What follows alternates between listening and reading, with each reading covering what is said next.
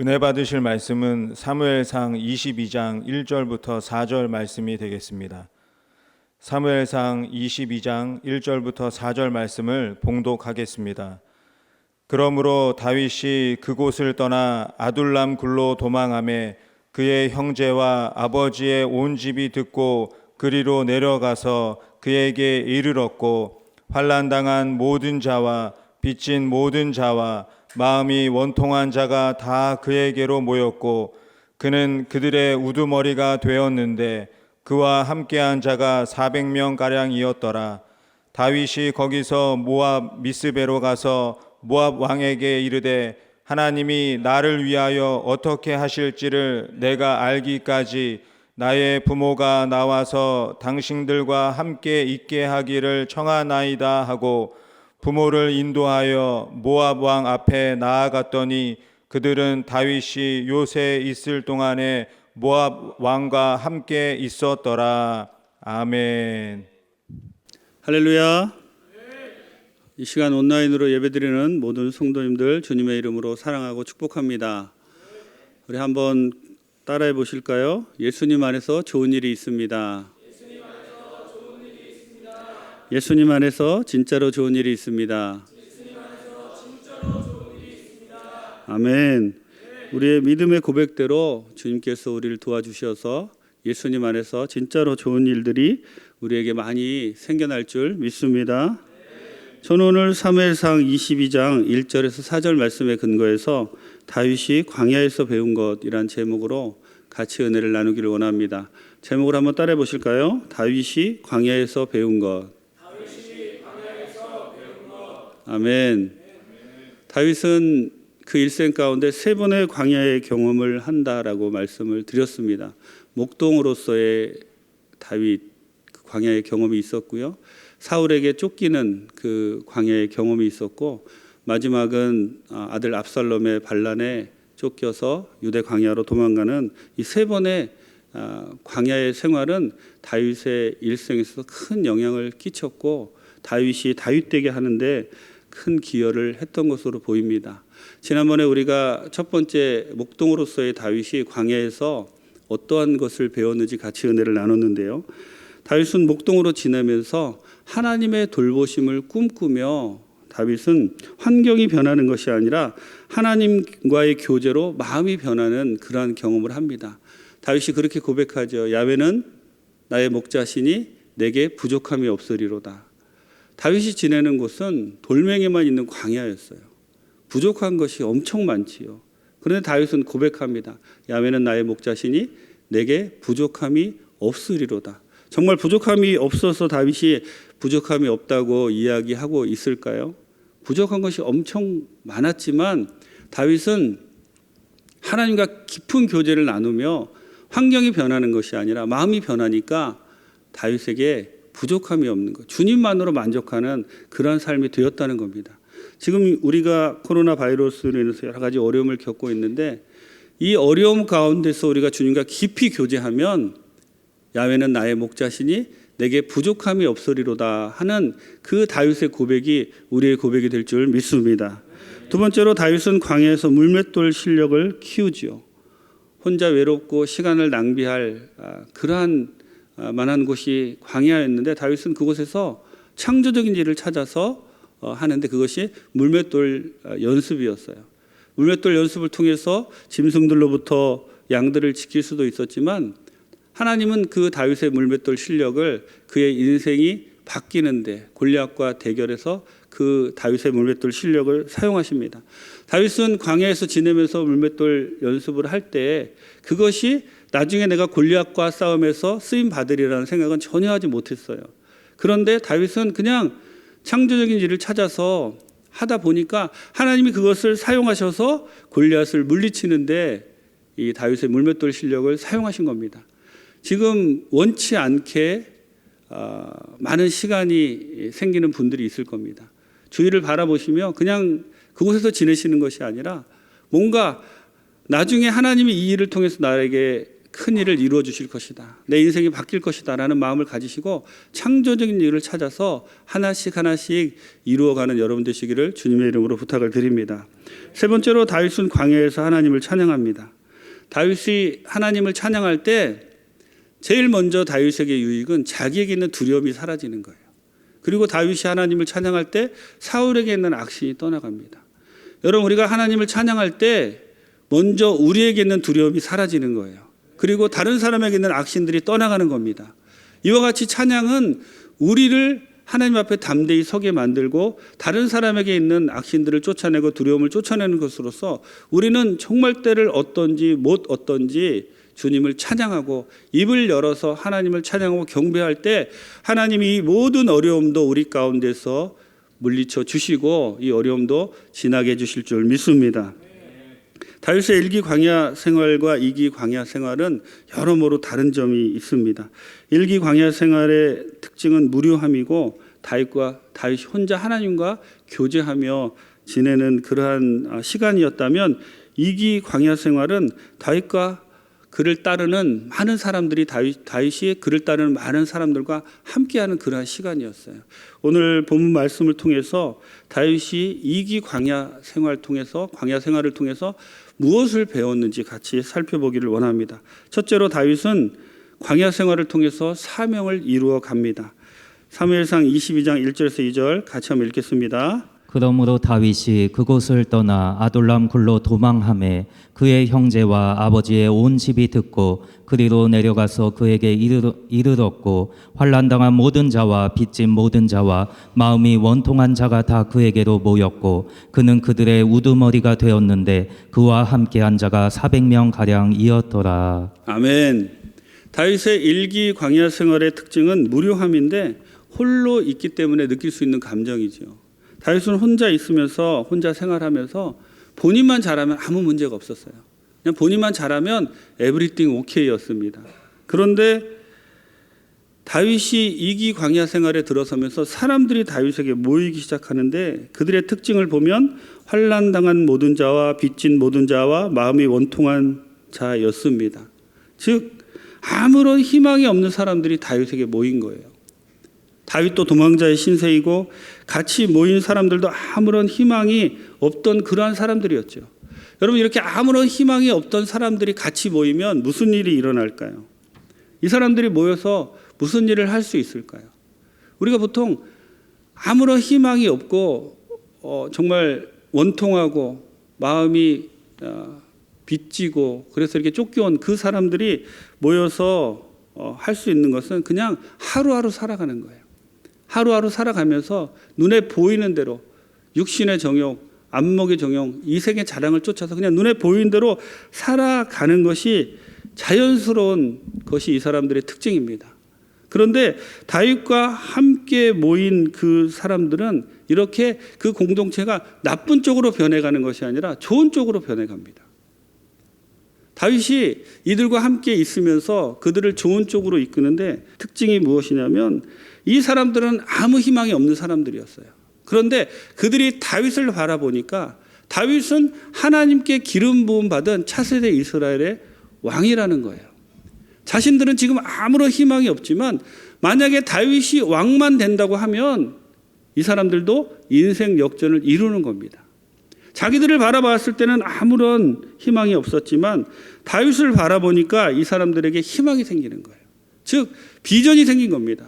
아, 다윗이 왕만 되면 뭔가 나도 달라지겠구나. 그 비전이 나쁜 쪽으로 갈 수 있는 사람들을 좋은 쪽으로 바꿨다는 거예요. 여러분, 여기서 우리가 배워야 됩니다. 지금 코로나 바이러스로 인해서 정말 우리가 어려운 지경에 처한 분들이 많이 있습니다. 어렵고 힘들고 어렵고 그러한 것들이 계속 반복되다 보면 사람들이 다 포기하고 싶어요. 희망이 안 보입니다. 그래서 나쁜 쪽으로 가고 싶은 거예요. 눈앞의 환경을 바라보며 그냥 다 포기하자 이러고 싶은 마음들이 우리들 마음 가운데 생길 수도 있는 것이죠. 그럴 때 여러분 환경을 바라보지 마시고 비전을 바라보세요. 여러분은 하나님의 자녀들입니다. 하나님이 주신 나의 사명을 다시 한번 기억하면서 다윗처럼 주위에 있는 사람들을 변화시키고 주위에 있는 사람들을 나쁜 쪽으로 이끄는 것이 아니라 좋은 쪽으로 이끄는 귀한 분들이 다 되시기를 주님의 이름으로 축원드립니다. 목요일 새벽 예배에 우리 한만호 목사님 새벽 예배 말씀을 전하셨는데 제가 많은 은혜를 받았습니다. 목사님 말씀 중에 디딤돌이 되느냐 걸림돌이 되느냐 이 말씀이 참 마음에 많이 와 닿았습니다. 지금 우리가 이 환경을 바라보면 이 환경들은 우리에게 걸림돌이 될 수밖에 없는 그런 환경들입니다. 장사도 안 되죠. 사람들은 우울해하죠. 회사에서 언제 쫓겨날지 모르죠. 직장을 잃은 분들도 있을 거예요. 그런데 이 환경에 비전이 더해지면 이 환경이 디딤돌이 될 수도 있는 거예요. 다윗과 함께한 사람들이 다윗이 차세대 이스라엘의 왕이 되기만 하면 자신들의 인생도 바뀔 것이라는 그 비전을 품었을 때 그들이 더 좋은 쪽으로 그 광야의 환경을 디딤돌 삼아서 이스라엘의 용사가 된 것처럼 지금 하나님이 우리를 택하셨다. 나는 이 환경은 아무런 희망이 없지만 나는 하나님이 택하신 하나님의 귀한 자녀다 라는 비전을 우리가 갖게 되면 이 환경도 우리에게 디딤돌이 될 수 있습니다. 비전으로 환경을 이기는 방법을 배우는 여러분 다 되시기를 주님의 이름으로 축원합니다. 비전을 바라보면 이길 수 있는 거예요. 다윗이 광야에서 배웠던 것은 비전으로 그 어려운 환경을 이겨나가는 것을 다윗과 그 함께했던 사람들이 다 같이 배웠습니다. 우리 모두 이 비전을 품고 이 환경을 디딤돌 삼아서 더욱 주님께 영광 드리는 귀한 분들 다 되시기를 주님의 이름으로 부탁을 드립니다. 두 번째로 다윗이 광야에서 배웠던 것은 하나님만 의지하는 훈련을 다윗은 광야에서 배웠습니다. 사무엘상 23장 19절에서 20절 같이 읽겠습니다. 그때에 10사람들이 기브아에 이르러 사울에게 나와 이르되 다윗이 우리와 함께 광야 남쪽 하길라산 숲을 요새에 숨지 아니하였나이까. 그러하온즉 왕은 내려오시기를 원하시는 대로 내려오소서. 그를 왕의 손에 넘길 것이 우리의 의문이다 하니. 아멘. 다윗이 광야에서 받은 훈련은 자기와 함께한 400명의 사람들을 변화시키는 그런 훈련인 것과 동시에 다른 사람들, 자신을 쫓는 그 사람들을 바라보지 않는 그 훈련을 다윗은 동시에 받았습니다. 둘 다 사람들을 대하는, 사람들과 관계하는 그런 훈련인데 한쪽은 사람을 만드는 훈련이고요. 한쪽은 사람을 버리는 훈련이었어요. 사람을 의지하지 않고 하나님만 의지하는 그러한 훈련인데 지금 다윗을 쫓는 본문의 사람들은 10사람들 이라고 하는데 유다 지파에 속한 사람들로서 다윗에게는 가족과 같은 사람들이었습니다. 그런 사람들이 사울과 함께 자기를 잡으려고 애쓰는 모습을 보면서 다윗의 심정이 어땠을까요? 아마 속이 뒤집어졌을 거예요. 내가 그동안 믿고 같이 교류하며 우정을 나누고 같이 정말 한 형제처럼 지내던 사람들이 이제는 환경을 쫓아서 사울의 편이 되어서 자기를 쫓아오는 겁니다. 속이 뒤집어지는 이런 상황을 반복하며 겪으며 다윗이 할 수 있는 것은 점점 사람을 의지하는 것이 아니라 하나님만 의지하는 사람이 되어 간다는 겁니다. 여러분, 다윗과 함께한 사람이 400명이었습니다. 다윗과 함께했던 그 400명 다윗이 훈련시키는데 여러분 한번 잘 생각해 보세요. 지금 다윗이 다윗과 함께했던 그 400명과 지내는 것이 더 어려울까요? 아니면 사울을 비롯해서 10사람들 또 그 그일락 거민들과 같이 자기를 죽이려고 쫓아오는 이 사람들을 대하는 것이 다윗이 더 어려웠을까요? 제가 볼 때는 둘 다 어려웠지만 400명을 대하는 것이 다윗에게는 훨씬 어려웠을 수도 있습니다. 여러분, 우리가 어렵고 힘들 때 그런 말 하는 건 저도 그런 말을 했었고 그런 말을 자주 들어보는데, 아니 내가 지금 이렇게 힘든데 너까지 그러냐? 너는 좀 가만히 있으면 안 되겠느냐? 다윗과 함께했던 그 400명, 다윗은 자기 편이라고 생각했을 거예요. 그런데 그 400명이 자기 편이 아닌 겁니다. 어렵고 힘들 때 정말 자기를 도와줄 거라고 생각했던 그 사람들이 오히려 다윗을 더 괴롭게 하는 그러한 사람일 수도 있다는 겁니다.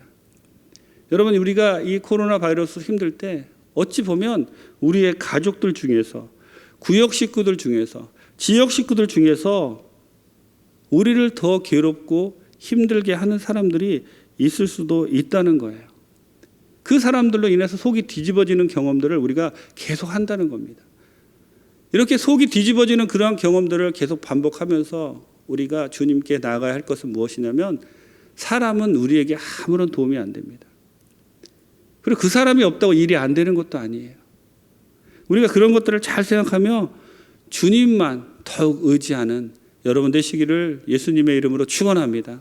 다윗은 광야에서 그것을 배웠어요. 남편 때문에 혹은 아내 때문에 자식이나 친척 또 내가 가장 신뢰하는 사람들 때문에 속이 뒤집어질 때마다 사람을 떠나서 하나님을 의지하는 귀한 분들 되시기 바랍니다. 제가 선교지에서 많은 사람들을 훈련하면서 같이 지냈던 많은 분들이 있는데 그분들이 처음에 참 신실하게 사역을 잘 합니다. 그러다가 그분들이 언제 변하게 되냐면 나 없으면 이 교회가 안 되겠지. 나 없으면 저 목사님이 힘들겠지. 내가 없어지면 저 목사님 사역이 힘들어질 거야. 그럴 때 사람이 변하게 되더라고요. 그럴 때 사람의 속을 뒤집게 되더라고요. 자기가 없으면 안 된다라는 생각을 하게 되는 겁니다. 다윗이 400명과 함께 하면서 저 사람들이 없으면 내가 힘들어지지 않을까? 그런 생각을 했을 것이고 그 400명도 다윗에게 그런 마음이 있었을 거예요. 모든 사람들이 다 죽이려고 너를 쫓아다니는데 우리가 없으면 너는 보호해 줄 사람도 없고 그러면서 다윗을 더 힘들게 하는 것이죠. 근데 여러분 절대로 우리가 걱정하지 말아야 될 것은 하나님의 일은 사람을 통해서 이루어지지 않습니다. 하나님이 하시는 거예요. 그 자리에 누가 있던 하나님은 그 사람을 통해서 일하시지 사람이 하나님께 도움이 되는 것은 아무것도 없습니다. 다윗이 광야에서 배웠던 것이 그겁니다. 나를 속이 뒤집어지게 하는 그 사람들 의지하지 않고 하나님만 의지하고 나갈 때 하나님이 다윗을 다윗되게 하셨고 다윗을 이스라엘의 왕으로 사용하시는 모습을 봅니다. 여러분 지금 어떤 환경 가운데 여러분의 속을 뒤집어 놓는 사람들이 있다면 더욱 주님을 의지하세요. 주님께 오라고 주님이 말씀하시는 거예요. 더욱 주님을 의지하시고 주님만 바라보는 귀한 분들 되시기를 예수님의 이름으로 부탁을 드립니다. 셋째로 다윗은 광야 생활 가운데 국제적인 감각을 훈련받습니다. 사무엘상 22장 3절에서 4절 같이 읽겠습니다. 다윗이 거기서 모압 미스베로 가서 모압 왕에게 이르되 하나님이 나를 위하여 어떻게 하실지를 내가 알기까지 나의 부모가 나와서 당신들과 함께 있게 하기를 청하나이다 하고 부모를 인도하여 모압 왕 앞에 나아갔더니 그들은 다윗이 요새에 있을 동안에 모압 왕과 함께 있었더라. 아멘. 다윗은 부모를 모압 왕에게 맡기고 본격적인 광야 생활에 들어가지요. 물론 연약함으로 블레셋으로 갔다가 미친 채 하고 도망 나오고 여기저기 떠돌아다니다가 1년 4개월 시글락에서 머물면서 원치 않는 광야 생활을 하게 됩니다. 하지만 다윗은 이 과정에서 국제적인 감각을 배우게 돼요. 블레셋에 머물면서 국제 해안도로의 중요성을 알게 되고요. 서부 해안 평야에 위치한 이 도로는 이집트와 메소포타미아 문명의 양대 문명을 잇는 중요한 교통로였고 블레셋은 그 이점을 이용하여서 선진 문명을 받아들이고 이스라엘을 위협할 수 있었다는 것을 알게 되죠. 다윗은 광야에서 여기저기 도망 다니며 여러 가지 경험들을 하게 되면서 그의 시각이 달라집니다. 광야 생활이 다윗에게 힘들었지만 다윗의 시각을 바꿔주는 역할도 했다는 거예요. 여러분 하나님이 우리를 힘들게 하시고 이 코로나 바이러스로 힘들게도 하시고 또 광야 생활을 거치게 하시는데 분명한 이유 중에 하나가 무엇이냐면 우리의 생각을 바꾸고 우리의 시각을 바꾸고자 하시는 하나님의 뜻이 있다는 거예요. 우리의 생각과 시각을 바꾸고 내가 그전에 보던 것과 다르게 보이는 거예요. 내가 고생하면서 내가 그전에 그냥 아무렇지도 않게 보던 것들이 새로워지게 되고 그리고 그전엔 정말 하나님을 향하여 감사를 느끼지 못하던 그러한 마음들이 바뀌어서 이제는 너무나 감사하게 되고 그전보다 지금 환경이 더 어렵습니다. 그런데 지금 감사하고 있어요. 왜 그럴까요? 생각이 바뀌고 시각이 바뀌었기 때문에 그렇게 되는 겁니다. 다윗은 지금 그 경험을 하고 있고 그것이 다윗을 이스라엘의 가장 위대한 왕으로 이끕니다. 여러분 지금 특별히 어려운 가운데 광야 생활을 지나고 있는 분들이 계시다면 여러분들 주위를 한번 둘러보세요. 그리고 평소에 보던 그 시각으로 보지 마시고 하나님이 왜 나에게 이런 어려움을 주실까? 하나님이 이것을 통해서 내가 무엇을 보기를 원하실까? 하나님이 보기를 원하시는 것을 볼 때 우리의 어려움은 끝납니다. 하나님이 우리에게 배우기를 원하시는 그것을 배울 때 우리 어려움은 사라지게 되는 거예요. 우리의 광야도 지나갈 것이고 이 신종 코로나 바이러스로 인해서 겪는 어려움도 지나갈 줄 믿습니다. 분명히 배울 것이 있습니다. 하나님은 지금 이 환경에서 내가 무엇을 배우기를 원하시나 그것을 생각해 보시며 하나님께 나아가는 귀한 분들 다 되시기를 주님의 이름으로 축원합니다. 어쩌면 이 어려움, 신종 코로나 바이러스로 겪는 이 어려움은 정말 우리에게 귀한 경험이 될 것이고 우리의 디딤돌이 되어서 우리의 신앙을 한 단계 업그레이드 시키는 놀라운 역사가 될 수 있는 겁니다. 다윗이 광야 생활을 겪으며 이스라엘의 왕이 되었듯이 우리가 목동에서 왕으로 변하는 그 과정이 신종 코로나 바이러스로 겪는 어려움을 통해서 우리들 가운데도 임할 수 있는 것입니다. 나를 변화시키는 그 하나님을 바라보며 환경을 바라보고 실망하고 낭망하는 것이 아니라 주님 바라보고 이 어려움을 디딤돌 삼아서 더욱 주님께 가까이 나아가는 귀한 분들 다 되시기를 예수님의 이름으로 축원합니다. 기도하시겠습니다. 좋으신 하나님 감사합니다. 오늘 다윗이 광야에서 배운 것들을 통하여 우리에게 말씀해 주시는 하나님의 말씀을 우리가 들었습니다. 주님, 우리가 사람 의지하지 아니하고 하나님만 바라보고 나가게 도와주옵시고 우리의 시각이 달라지기를 원합니다. 하나님 우리를 붙잡아 주시어서 우리의 생각이 달라지고 시각이 달라지게 도와주시고 이 어려움, 비전을 통해서 어려움을 이겨나가는 우리 모두가 다 되게 도와주옵소서. 각자의 처소에서 온라인으로 예배드리는 우리 성도님들 주님 이 시간 지켜주시어서 성령님 임하여 주시고 아버지 하나님의 놀라운 역사가 우리 성도님들에게 넘쳐나게 도와주옵소서. 은혜를 감사드리옵고 예수님의 이름으로 기도드립니다.